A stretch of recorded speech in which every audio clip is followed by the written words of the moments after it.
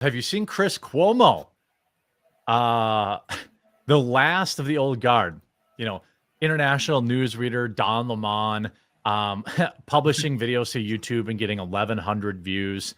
Brian Stelter, I don't even know where he is. And now you've got Chris Cuomo, who covered up for his horrible criminal brother, who cost the lives of at least 10,000 individuals, allegedly, by cramming them into old folks' homes when they were sick. I remember that. So it's like a lot of people want to like kind of use the soft, kind of like just kind of not really understand how evil Andrew Cuomo was, and the fact that Chris Cuomo covered for him and provided him an enabler. And he went on CNN every night, pretended that his brother had just, made a few mistakes or whatever.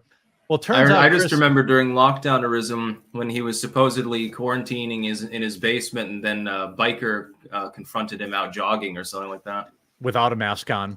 After all night, I love how he was like, well, what was I supposed to do? I'm working out. Yeah, wear a mask. You went on TV every night and said that people can breathe just fine with a mask on. So you should be running with one on, or you should be bicycling with one. It was absolutely perfect. And he is now, if you're keeping score, not only admitted that he has a jab injury, but that he's been taking horse paste. And next, he'll be drinking bleach. Right. He goes on, like, this is why, like, I think when people gave Patrick Bet-David the business for hiring him, normally I'd kind of be like, whatever. But, like, this guy is legitimately a bad guy. Like, he's legitimately, yeah. So this is what he says on Patrick Bet-David today I'll tell you or something yesterday. else that's going to get you a lot of hits. I'm going to say something so you get a bunch of clicks, he says. I'll tell you something else that's going to get you a lot of hits.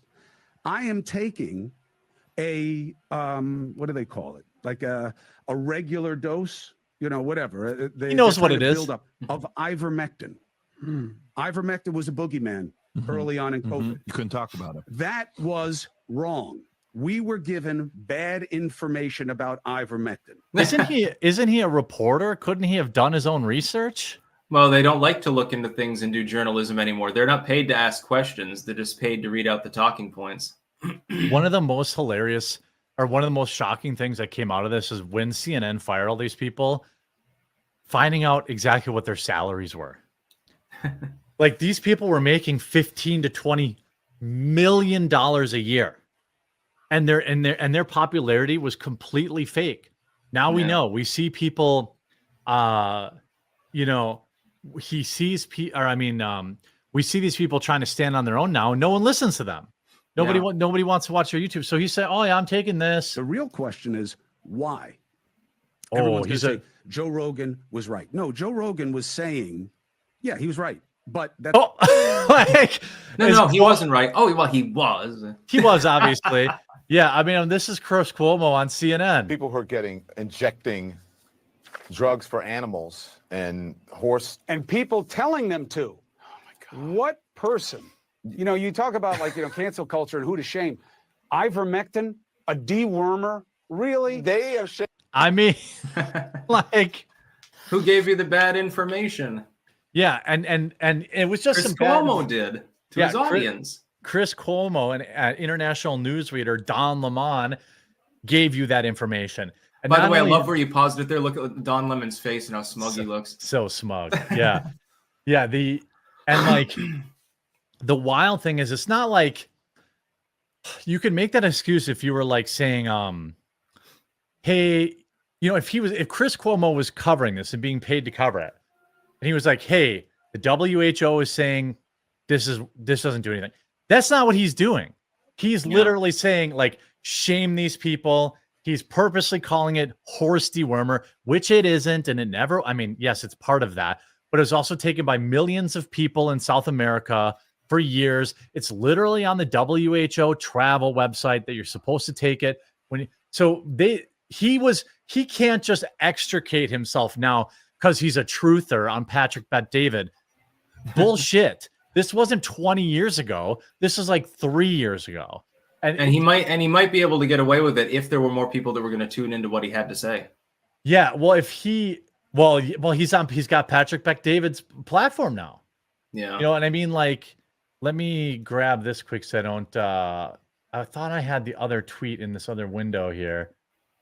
Wait, where is this? Oh, okay. Well, I mean, obviously I had the clip of Gorka on Joe Rogan, you know, where he goes on Rogan and gets shredded. Like, well, why are you calling it horse paste?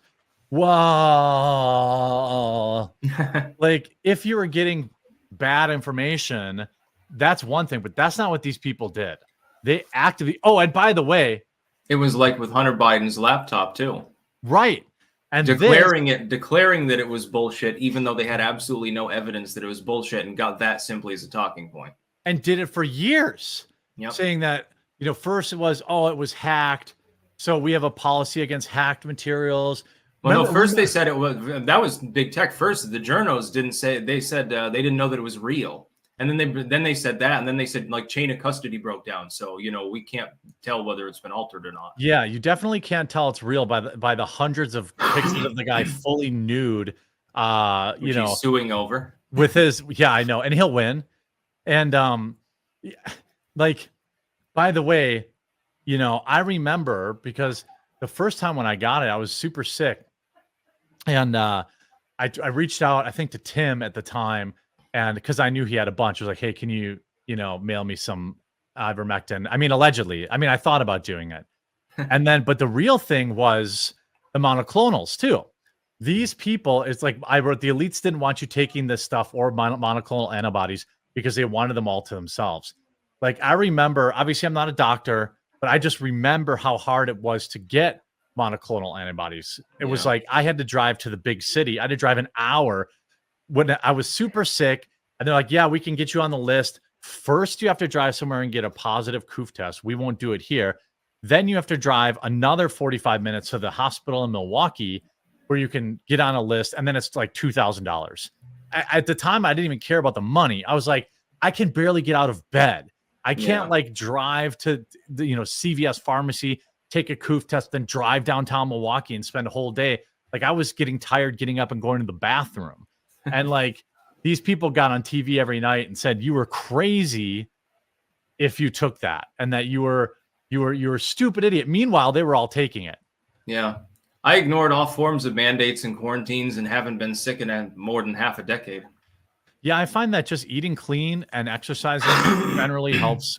Almost, I definitely am I get sick a lot less. I take a few natural supplements, but other than that, I just take these radiant energy mushroom supplements, actually. Oh, wait a minute. What are they? Is that an actual, are we talking about? No, it's not. It's not a drug. No. It's not psilocybin or anything. It's with cordyceps, reishi, and chaga. And it's mainly for an energy booster, but it does work. In fact, I forgot to take mine today. Yeah, I take like just elderberry, and then like, it's like a quercetin and like elderberry. I'm not a doctor. I'm not saying, that's just what I do. Make sure to get your vitamins, minerals, and everything else. Yeah, spend some time in the sun. But yeah, these biltong. Yeah, biltong's always good. Yeah, these people, they were all taking it. They were, and then I'm sure that lots of them didn't get the jab too, and I'm sure that they were all taking whatever they needed to not get sick because of the stigma of it. Like, when I got it, I'm like, well, she got me, boys. Going on TV every night telling everyone how great the jab was. These guys were. They're like, well, I have 7 jabs. I'm never going to, damn it. I'm sick. Died suddenly. Yeah. Well, I remember it was a meme where every politician kept getting it. And then they kept saying, the same tweet. I had tested positive, but I'm feeling the symptoms are minimal. Everyone said like the same meme every time they got it.